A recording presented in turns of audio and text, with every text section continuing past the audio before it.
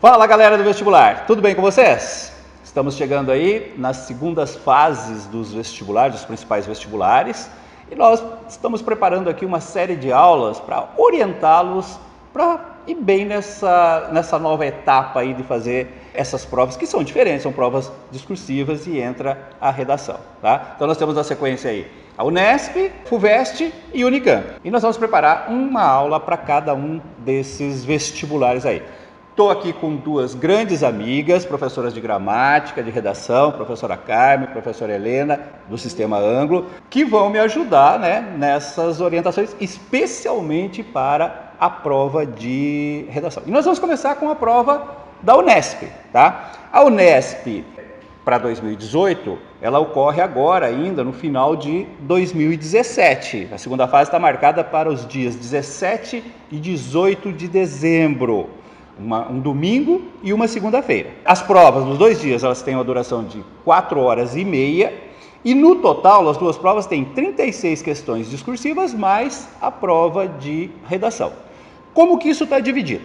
Primeiro dia, domingo, dia 17, você tem 12 questões de ciências humanas, então questões sobre geografia, história, filosofia, sociologia, mais 12 questões de ciências da natureza e matemática, biologia, física, química e matemática. Então, totalizando aí nesse dia 24 questões para você fazer num prazo de 4 horas e meia.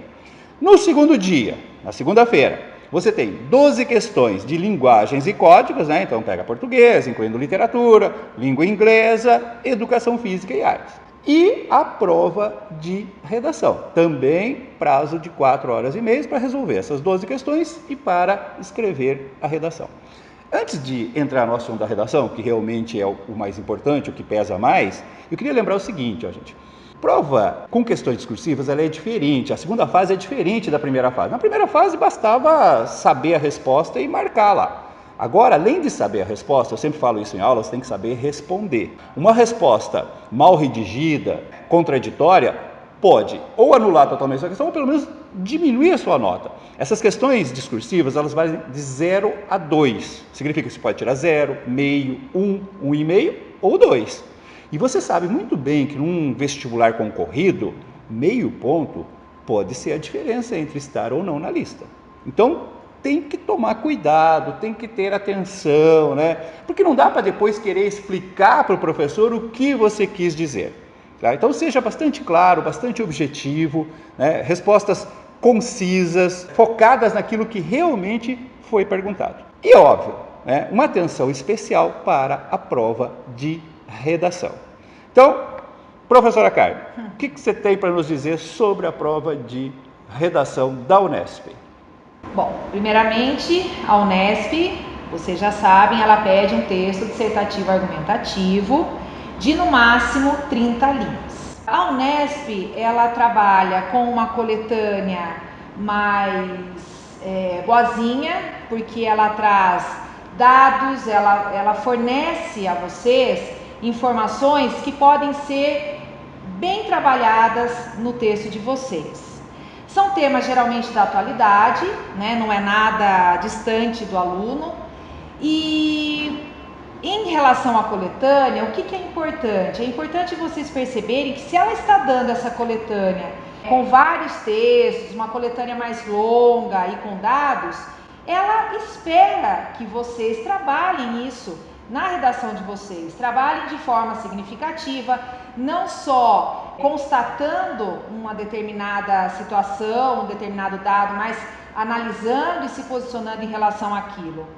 Uma outra característica da prova da Unesp de redação é que ela traz uma frase que amarra o tema. Então o aluno tem um norte, o aluno sabe para onde ele tem que caminhar com o texto dele, ele não fica perdido, nossa, qual será que é o tema que eu tenho que amarrar em relação a esses textos que estão na coletânea. Então, olhe para essa frase, leia a frase com cuidado, pense em cada palavra que está ali, o que será que a Unesp quer que eu trabalhe nesse tema. Você falou, Altemir, da questão da nota de redação, A redação muito importante agora na segunda fase.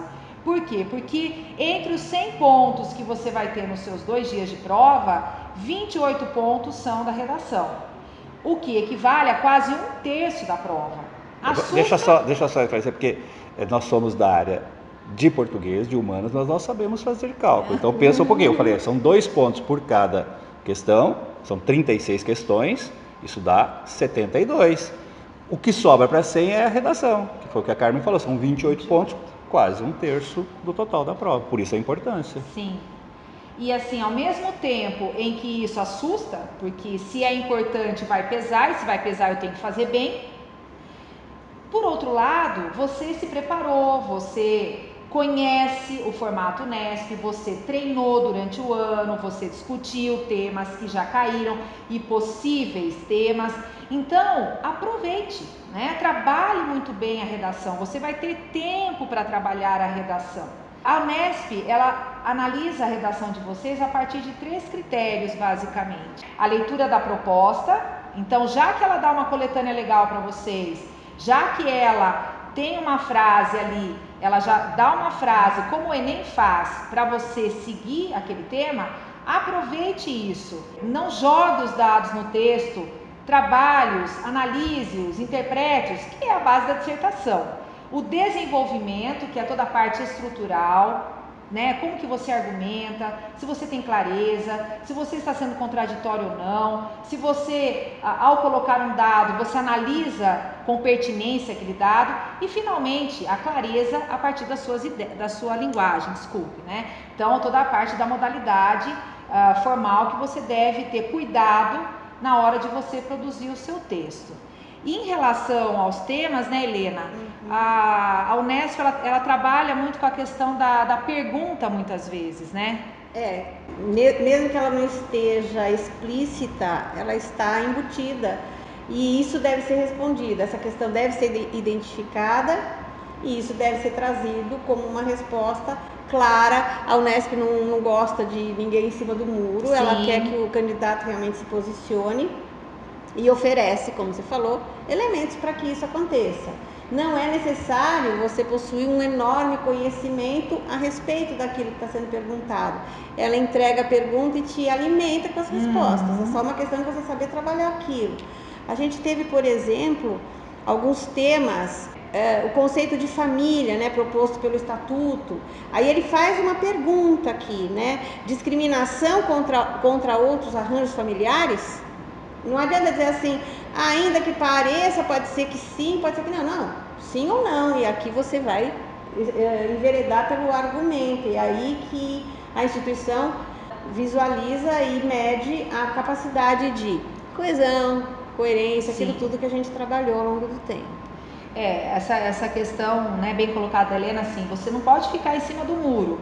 Isso não quer, então quer dizer que eu tenho que desde a primeira linha até a última atacar totalmente o outro. Não, você pode fazer as suas ressalvas, sim, desde que você não caia em contradição, né? E deixe claro, né, para o leitor do seu texto o seu posicionamento, né? Então isso é muito importante. E tem que tomar cuidado com algumas coisinhas, como qualquer prova de redação, né, Helena? Quais são os cuidados que tem que tomar? Aquela coisa assim que você não pode esquecer, né? Que a gente tem que estar sempre lembrando. Uma que você faz, você pode perder a sua porque prova. Vocês têm que lembrar, gente, que o vestibular é uma única prova. Então, geralmente o aluno chega com certos vícios, né? Depois eu converso com o professor, depois eu explico e tal. Não dá. Então, tem certas coisas que vocês têm que ficar atentos mesmo. Então, quais são os cuidados que eles têm que ter para fazer essa prova de redação? Os critérios de anulação, né? Exatamente. Umas coisas, situações em que a sua redação, por causa de bobagens, às vezes... Primeiro, é o que a gente passa o ano inteiro falando, não só o terceiro curso, mas desde o 7º e 6º. Letra legível, né, pessoal? Letra legível, contra isso não há recurso. Ninguém vai tentar traduzir, você vai estar diante de uma banca de corretores, não de decifradores. Tem que entender a diferença. E não adianta dizer, mas o meu M é assim. Se ele não tem a cara do M que é praticado no nosso vernáculo, ele não vai funcionar, não funciona. Existe uma coisa chamada entendimento universal, é assim. Então, procurem alinhar a sua ortografia e a sua letra, o traçado da sua letra ao que é legível. que mais, Carmen, que temos? Eu deixei a redação para a última hora e eu escrevi lá rapidinho só para não zerar. Deu umas 6 linhas. Dançou. Não pode escrever menos que 7 linhas, né? O texto pode ser anulado. 7 linhas também, gente. É mínimo, né? Escrever menos nem 7 assim, linhas. é só não pra tem não como zerar, você porque- exigir nota depois. porque Verdade. como que você vai desenvolver o raciocínio, como que você vai defender um ponto de vista, né, com o mínimo de linhas, não tem condições, né?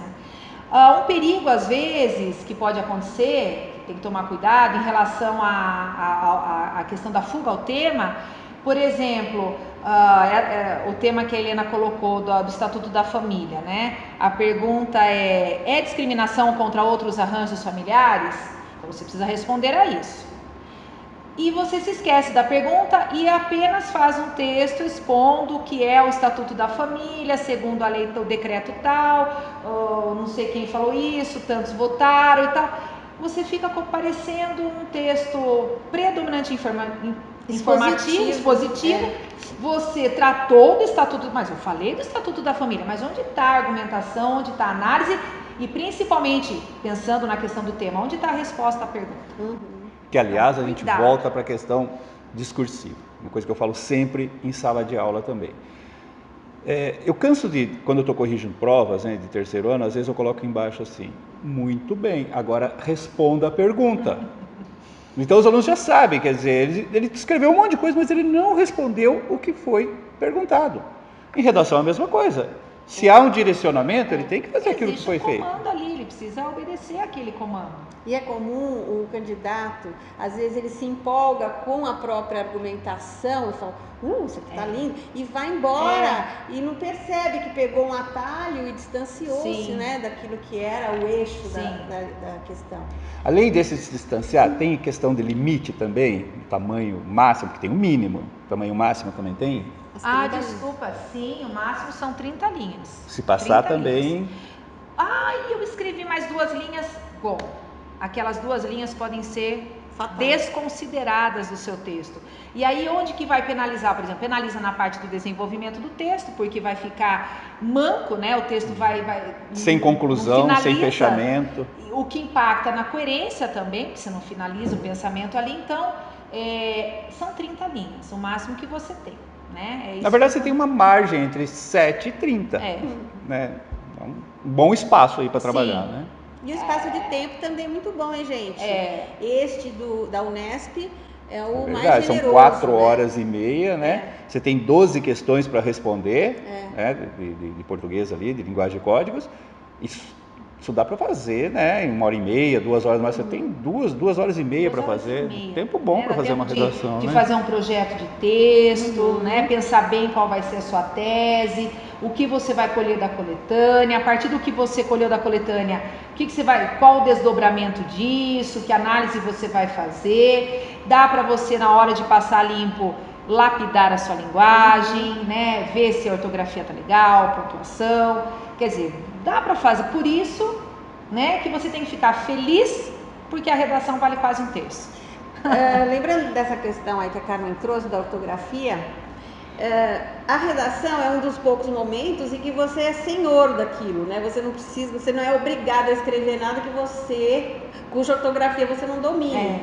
Então, se você está em dúvida sobre quanto a excessivo, como será, às vezes está nervoso, acontece, mude, por favor, não se arrisque, não se coloque em risco, porque não compensa. Sim, é o texto escrito, você está planejando, você tem tempo para isso. Então, não dê margem para possibilidade do erro.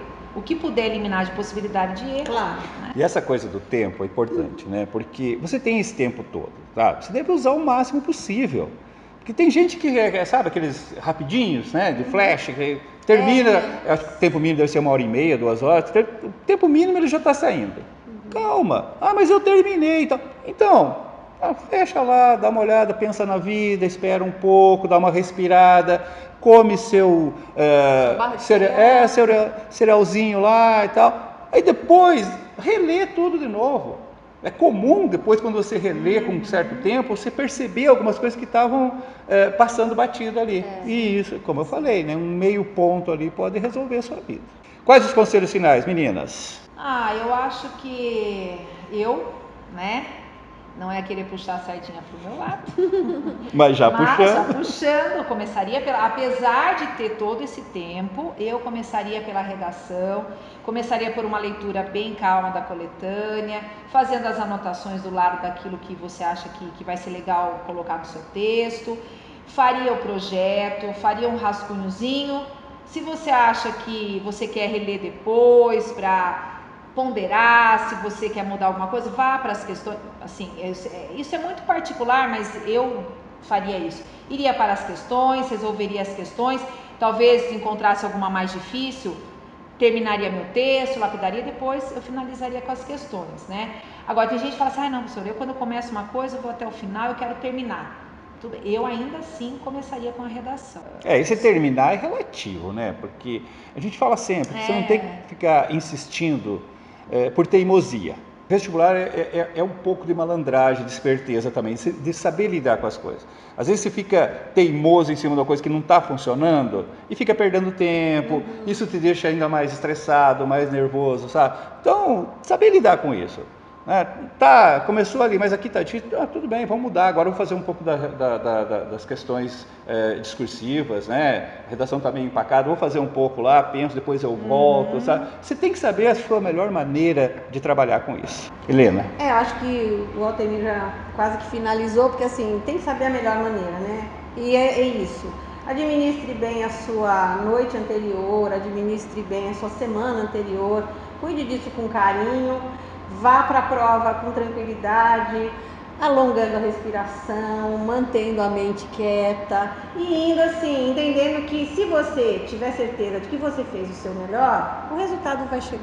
Só para finalizar, né, eu sou professor de entendimento de texto e literatura, né, então os alunos sempre perguntam, e aí professor, o que cai de literatura na Unesp? Na verdade a Unesp não tem uma lista de livros, diferente, né, da FUVEST, da Unicamp, que a gente vai falar depois. Então pode cair qualquer coisa. Agora na primeira fase caiu bastante barroco, por exemplo, né? Então a gente não tem como prever isso. Mas são sempre questões em cima do texto que foi fornecido. Então aquela informação básica da escola, às vezes do autor, dos principais autores, sempre em cima das principais escolas, né? Romantismo, realismo, modernismo, os clássicos. E a leitura, geralmente uma parte da questão se resolve. Normalmente eles colocam, né, um texto para mais de uma questão. Então, uma em cima de leitura, às vezes apenas a leitura, e outro que cobra informações que você aprendeu em sala de aula. Então, aquela coisa de ter calma, relembrar, né, as aulas que você teve de literatura, das escolas literárias, e principalmente, volto a insistir, tomar muito cuidado com a redação da resposta. Lembre-se, na hora que você estiver sendo corrigido lá, que a sua prova estiver sendo corrigida, você é apenas mais um número para aquele corretor. É diferente da relação que você tem com o professor durante todo o ano, às vezes durante todo o ensino médio e tal. Sabe? Então aquele professor que te conhece, às vezes o que a Helena falou da letra, mas a minha professora nunca reclamou desse meu M aqui. Quer dizer, ela já conhece, ela já pegou, ela já sabe que aquilo é um M, mas aquela pessoa que está corrigindo ela pode não saber, né? E não te conhece, não tem uma afinidade com você. Então, esses cuidados assim são extremamente importantes. Tem só agora uma curiosidade, você falou de um texto e são várias questões. O fato de haver um texto para várias questões já também é positivo para o aluno, né? Com certeza. Ele ganha tempo. Uma coisa que a gente reclama muito no Enem, que eu acho assim uma prova do Enem muito bem feita e tal, mas tem esse problema, sabe? Um texto para cada questão, e às vezes texto longo. É cansativo demais. Na Unesp você pode aproveitar isso. Você tem um texto em cima daquele, você lê o texto com calma, você vai para as questões, aí você volta para o texto. Eu acho que facilita muito isso. Mas lembrando, gente, prova de português, tem uma parte que eles cobram gramática, tem uma parte que eles cobram literatura, mas tem uma boa parte, às vezes a maior parte, é pura leitura e entendimento de texto. Interpretação do texto e tal. Então, tem que ter atenção nesse sentido. Sabe? De entender mesmo o que está sendo perguntado. Às vezes é uma questão que se responde pela pura e simples leitura do texto ali. Certo, meninas? Certo. O que vamos desejar para elas? Uma ótima prova, né? E um abraço!